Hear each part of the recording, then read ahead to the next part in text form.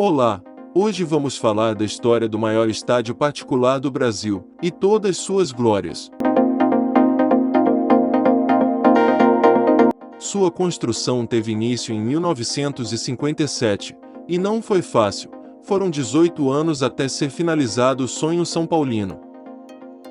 E sim, o Cícero Pompeu de Toledo, ou Morumbi, pertence ao São Paulo, e vem daí o porquê de maior estádio particular do Brasil. Mas voltando ao assunto, o mesmo apenas foi parcialmente finalizado em 2 de outubro de 1960, e inaugurado em uma partida entre São Paulo e Sporting de Portugal. O tricolor saiu triunfante da partida com um gol memorável de Peixinho, e foi o primeiro gol da história do Morumbi. Mesmo assim, o estádio foi apenas entregue totalmente para sua torcida em 25 de janeiro de 1970, mesma data que se comemora o aniversário do clube. Cícero Pompeu de Toledo, esse é o nome oficial do Morumbi. Mas quem é ele? Cícero Pompeu de Toledo foi um dirigente são paulino nos anos de 1940, chegando à presidência em 1947, e sendo reeleito no cargo até 1957.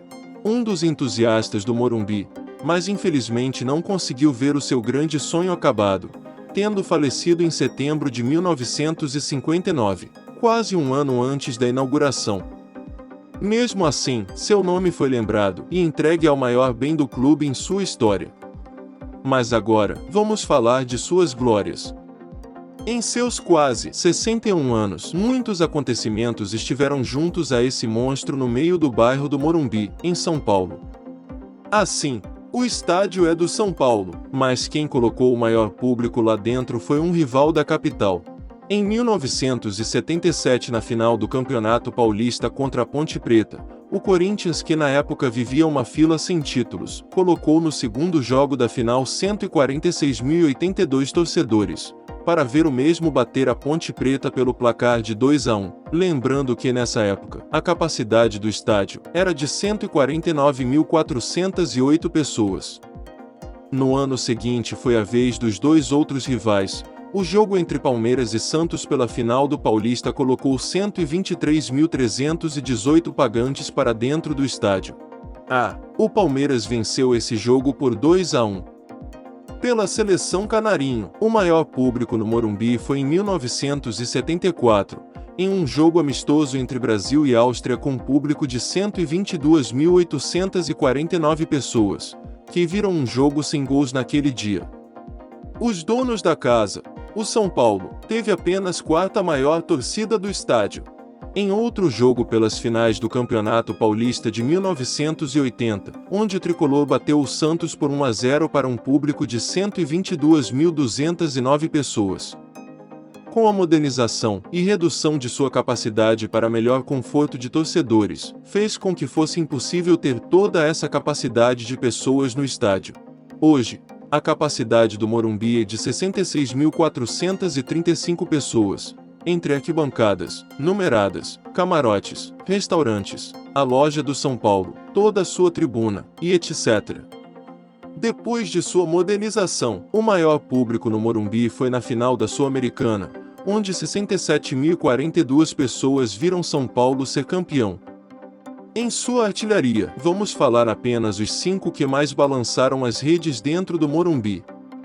O quinto maior artilheiro do Morumbi é Raí. O meia ofensivo tricolor tem 72 gols marcados dentro do estádio. Em quarto, temos, por incrível que pareça, um goleiro. Isso! Rogério Ceni detém o quarto lugar com 73 gols marcados. Em terceiro, temos um empate entre Miller e França, com 91 gols para cada um.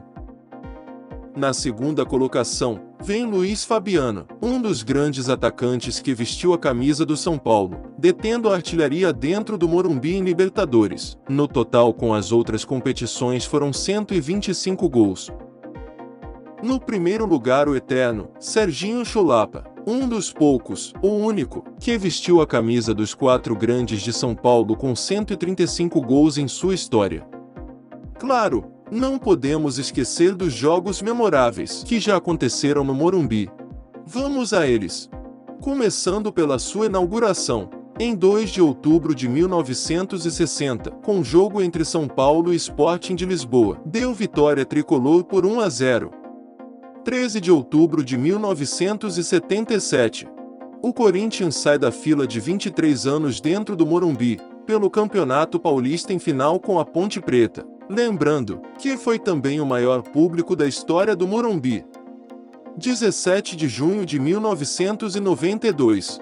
A primeira vez que a América vê as cores do São Paulo, em partida final contra o News Old Boys, onde venceu por 1-0, levando o jogo para os pênaltis e nele vencendo por 4-3. 19 de maio de 1993. Pela Libertadores novamente, onde se tornaria bicampeão, o tricolor goleou a Universidade Católica por 5-1, deixando mais fácil o jogo na casa do adversário. 12 de junho de 1993. Em uma fila de 17 anos, o Palmeiras goleava seu rival Corinthians por 4-0, levando o Campeonato Paulista daquele ano. Essa data também é considerada como o Dia da Paixão Palmeirense, e tudo isso dentro do Morumbi. 10 de maio de 1998. O retorno de Raí vestindo a camisa do São Paulo. Em jogo da final do Paulista contra o Corinthians, o tricolor se consagrou campeão, pelo placar de 3-1. 15 de dezembro de 2002. O Santos, e toda a garotada, na época Robinho, Diego, se tornam campeões brasileiro, ao bater o Corinthians pelo placar de 3-2. 14 de julho de 2005. O São Paulo se tornava tricampeão da Libertadores, ao golear o Atlético Paranaense por 4-0 no Morumbi. 19 de novembro de 2006. São Paulo, campeão brasileiro na era de pontos corridos, com um empate em 1-1 diante do Atlético Paranaense. 11 de dezembro de 2015. Despedida em amistoso daquele que mais fez história lá dentro, a despedida de Rogério Ceni. O jogador que mais jogou, 594 jogos, o que mais venceu, 375 jogos, e o que mais conquistou títulos, 14 no total, considerado o único, que pode chamar o Morumbi de casa, morando embaixo de suas arquibancadas de 1990 a 1994. E essa é a história do para alguns conhecido como Cícero Pompeu de Toledo, para muitos Morumbi, e para sua torcida Moruntri, pelas 3 conquistas em Libertadores e Mundiais. E se estiver passando pela cidade de São Paulo, não deixe de fazer o tour pelo estádio, e ver toda a sua arquitetura. Obrigado a todos e até o próximo vídeo. Deixe seu like, e coloque nos comentários o que seria legal de trazer para mais histórias no canal.